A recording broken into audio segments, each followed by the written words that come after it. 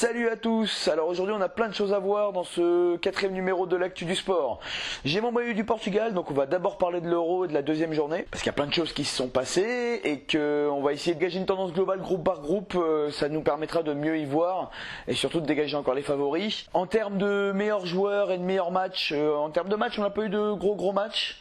Et en termes de joueurs, je pense que Iniesta a mis tout le monde d'accord, donc il n'y a pas besoin forcément d'y revenir. Et donc, on parle tout de suite, on va commencer avec le groupe B, je parlerai du groupe de la France juste après, et à la fin surtout on va parler de la NBA, parce qu'il s'est passé quelque chose, les finales sont enfin terminées, et il faut en parler. Allez, on commence tout de suite avec la deuxième journée de l'Euro, c'est parti. Donc on va commencer par ordre alphabétique, le groupe B. L'Angleterre a pris les commandes, avec un match accroché jusqu'au bout face au Pays de Galles. C'était sympa quand même à voir jouer, les Anglais sont toujours sur cette bonne dynamique. Maintenant, va falloir quand même être plus constant dans le jeu, mais c'est le genre d'équipe qui, si elle prend la confiance, peut vraiment faire peur à partir des quarts de finale. Le Pays de Galles, quant à lui, n'a rien à se reprocher. Match sérieux, un coup franc pas trop mal tiré par Gareth Bale, mais surtout Joe Hart, que je trouve très immobile sur le coup. Derrière, la Slovaquie a puni la Russie. Merci, les Slovaques. Marek Hamšík, face à Gareth Bale, le duel à distance va être sympa. Pour cette dernière journée, je suis incapable de dire qui va finir deuxième, qui va finir troisième. Dans les deux cas, je pense quand même que les deux pays iront voir les huitièmes avec leur différence de but, ou alors minimum avec leur nombre de points. Le groupe C, alors on félicitera pas l'Allemagne et la Pologne pour le premier 0-0 de cet Euro, même si ça arrange grandement les Polonais. Mais bon, mine de rien, c'était un beau match, il y avait de l'intensité, c'est pas aussi nul que le score pourrait le laisser paraître. Mais c'était très sympa à voir.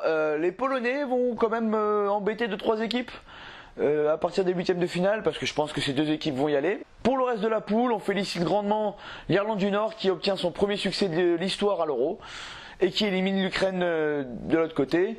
Je pense que si ça se joue à 3 points, l'Irlande du Nord avec sa différence de but a une chance. Si ça se joue à 4 points, va falloir aller chercher le dernier match nul face à l'Allemagne et c'est pas dit. Le groupe D, que dire ? L'Espagne, Iniesta, 3-0, une branlée monumentale. On a vraiment retrouvé le football espagnol qui fait peur.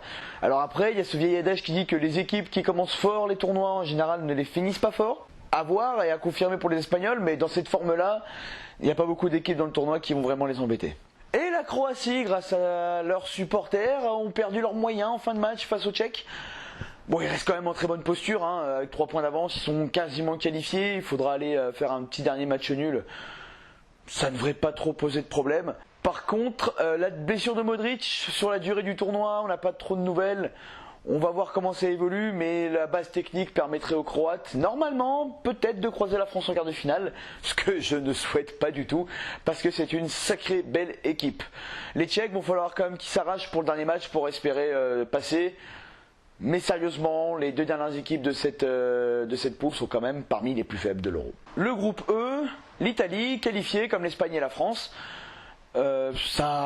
C'était un peu moins brillant que contre la Belgique, mais voilà, au métier. Conte insuffle vraiment cet esprit de gagne et de réalisme à cette équipe italienne. Et puis les Suédois ne montrent rien. Tout simplement, depuis le début de l'Euro, les Suédois ne montrent rien. Zlatan a encore raté. C'est normal, c'est un gros match. Il y a un moment, voilà, en Ligue des Champions, il n'arrive pas à le faire. Il n'arrive pas non plus à le faire à l'Euro, parce que là, pour le coup, ça devient des vraies équipes en face, donc il n'y a rien d'étonnant. La Suède va se faire sortir logiquement, l'Italie ça va passer, et la Belgique a parfaitement réagi face à l'Irlande. Après une première mi-temps encore compliquée, on se demandait où ça allait encore pour les Belges. Là cette fois-ci, les Irlandais a trop y aller à l'énergie, à un moment les piles tombent à plat, et ça a été le cas. Les créatifs belges ont montré de l'envie, il y avait plus de réalisme. Là c'est pas mal, je pense que si on se base sur cette deuxième mi-temps face à l'Irlande, oui la Belgique peut être embêtante, oui vraiment, mais voilà, à charge à eux de confirmer. Mais je pense que maintenant c'est bon, c'est fait, ils sont quasiment qualifiés. Et enfin, parlons du groupe F. Si on avait dit que ce groupe-là allait être dans cet ordre-là à un match de la fin, est-ce que vous l'auriez cru ? Hongrie, Islande, Portugal, Autriche, dans cet ordre-là. Personne ne l'aurait pensé. Pour en revenir un petit peu au match du Portugal, oui Cristiano, tu es le super-héros du Portugal, oui tu as qualifié le Portugal tout seul, mais s'il te plaît, prends le ballon, donne-le un de tes milieux de terrain, il met le penalty, c'est plié, derrière vous verrouillez, et puis c'est réglé, la qualif elle est là. Mais je pense que tu es dans un tel état de pression et d'échec devant le but qu'il faut que tu te décharges un peu de ça, que tu serves plus le collectif, parce que là, mon cri-cri, enfin je sais même pas pourquoi je t'appelle cri-cri, parce que j'ai surtout envie de ouais, tu mérites quand même, hein. Bah oui, t'es agaçant, t'es la superstar de l'Euro, comme j'ai dit dans la dernière vidéo. Il faut que tu montres quelque chose de plus consistant, quoi. C'est pas possible, t'as pas le droit de faire des matchs comme ça, t'as pas le droit. Et la Hongrie, hein, toujours face à son COP de fous furieux. D'ailleurs, il y a eu des superbes photos des supporters hongrois dans Marseille. Sans violence, je tiens à le préciser. La Hongrie va aller en huitième de finale de l'Euro, l'une des nations les moins bien classées au classement FIFA de cet Euro. Elle va y aller, et c'est pas démérité, parce que dans un groupe aussi faible que celui-là, faut savoir prendre les points, et ils l'ont fait, félicitations à eux. Allez, maintenant qu'on a fait un tour assez exhaustif des forces en présence groupe par groupe, on passe à l'équipe de France. Allez, on va passer à Suisse-France, mais on va y passer très très vite, parce que c'était un match nul, au sens propre du terme. Oui, c'est un jeu de mots pourri de footix. Alors, Suisse-France, pour faire simple, ce qui résume le mieux le match, à la mi-temps, le meilleur joueur français, c'est Cabaye. À la fin du match, c'est un joueur qui, lui, je parle bien de lui et seulement lui, malgré le fait qu'il soit très limité, arrive à augmenter son niveau et à se mettre au niveau de la compétition, c'est Moussa Sissoko. Si ça vous inquiète pas, que ça vous inquiète pas. Après, c'est Deschamps, il est qualifié en 8ème.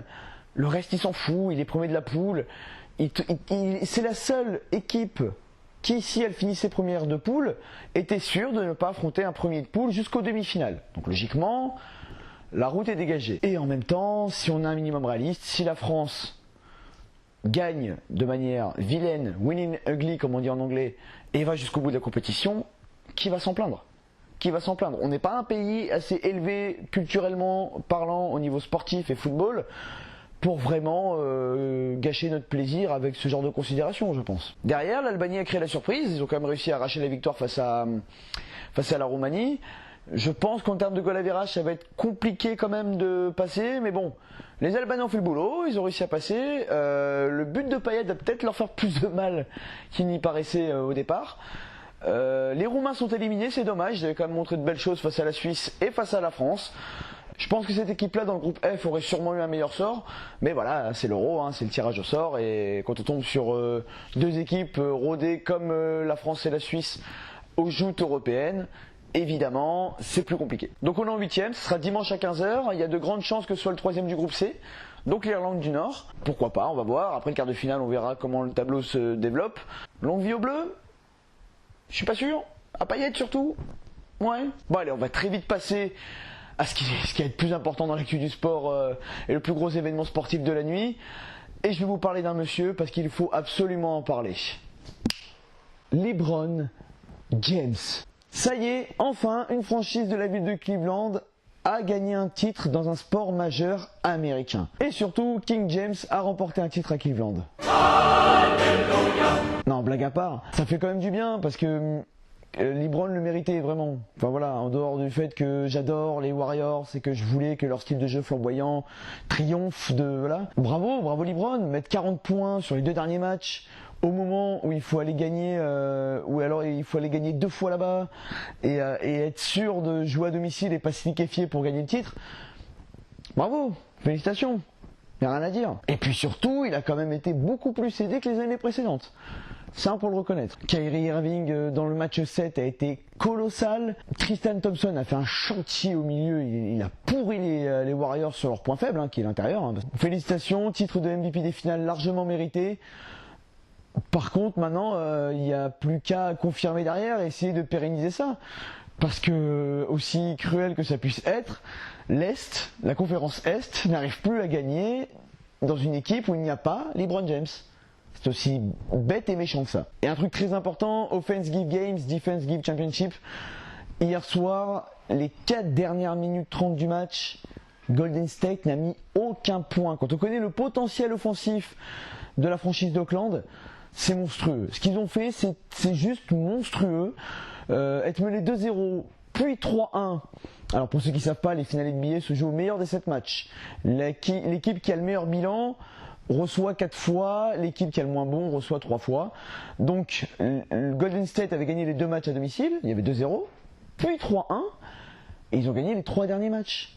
Ça faisait 3 ans que Golden State n'avait pas perdu 3 matchs d'affilée et près de 2 années pleines où ils n'avaient pas perdu 2 matchs à domicile d'affilée. Ce qu'ils ont fait, c'est monstrueux, vraiment monstrueux. Et je crois que c'est le mot qui m'est venu en tête quand j'ai vu le résultat ce matin. Donc j'ai un peu veillé quand même, d'où mes cernes pour voir la match. C'était, voilà, quand j'ai vu la fin du match, pour moi dans ma tête c'était monstrueux. Ouais, juste monstrueux. Maintenant, Stephen Curry, la nouvelle coqueluche du basket mondial que les gens ont découvert il y a 6 mois à peu près, je crois, un truc comme ça. Sans faire de mauvais esprit, c'est vrai que maintenant Stephen Curry, que j'adore, que je suis vraiment fan de ce joueur-là, quoi. Ça m'embête un petit peu. Ça m'embête un petit peu parce que les Warriors méritaient cette bague. Et puis voilà, les Bulls qui ont pas arrêté de trash-talker sur eux, malgré que ce soit Steve Kerr, l'un des anciens Bulls de la grande époque, vont pouvoir rouler des mécaniques en disant ouais, nous on a eu que 12 défaites, mais bon, on a eu la bague. Des regrets aussi pour Draymond Green, qui méritait selon moi le titre de MVP des finales si les Warriors l'avaient emporté. Il a manqué terriblement quand il a été suspendu, mais en même temps, cette faute-là, il l'a mérité peut-être au tour d'avant. Il était passé entre les gouttes, fallait un moment ou un autre où il soit suspendu. Il a été, peut-être parce que le roi LeBron a un petit peu chouiné, mais bon, ça c'est un détail. Quand on est ce genre de joueur, on sait qu'on risque ce genre de faute et qu'on risque d'être plus vu que les autres. Donc félicitations aux Cavaliers. Bravo Cleveland, vous pouvez la fêter, je pense que vous allez la fêter, l'Ohio mérite enfin un grand titre. Cette actu du sport numéro 4 est désormais terminée, je vous invite donc, cette actu du sport numéro 4 est désormais terminée.